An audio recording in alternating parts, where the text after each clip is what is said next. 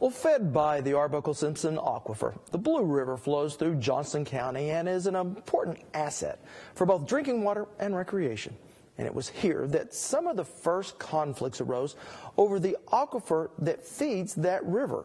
But amid the turmoil, two important groups decided to partner to improve water quality around the river for generations to come, which is where our Andy Barth picks up our story. Well, Rob, water has long been an issue in Oklahoma, but the people of the Nature Conservancy hope to change that.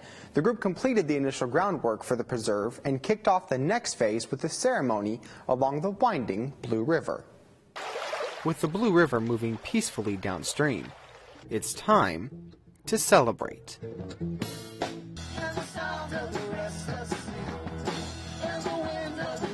This preserve is basically serving as our anchor, if you will, for this project.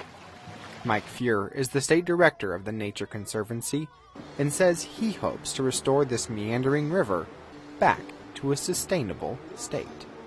We're going to do some restoration of the riparian forests along the river system. We've looked at the 1871 land survey records that show that a majority of this property was wooded at one time. It was the riparian forest, it was wooded wetlands, and so we're going to restore a big chunk of that back to forest, particularly along the river. The river isn't only a scenic view. Fuhr says people count on this water to survive. The water quality is really important because a lot of people depend on this river for their cattle. The river is intimately tied to the aquifer here, and a lot of people have wells. But more importantly, the city of Durant gets most of their water supply from the Blue River, many miles downstream of here. So the things that we can do up here with landowners can make a difference for the city of Durant, hopefully. And one person can't do this alone. Enjoying the accomplishment of the project, today we are celebrating a success, is preserve manager Jonna Tucker. Along with the support of all of the other staff, we try to figure out what we're going to do here. And so I was one of the first people to look at the land and see promise and see opportunity, and then try to sell that vision to our trustees, other staff, and our supporters. And with large supporters like the Chickasaw Nation,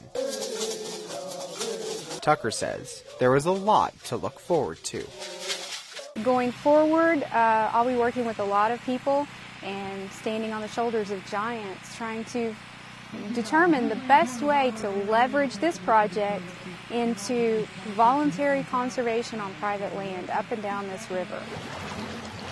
Now, the preserve was purchased back in December of 2011 with help from long-term partner, the Chickasaw Nation. So, Andy, is the preserve on private land?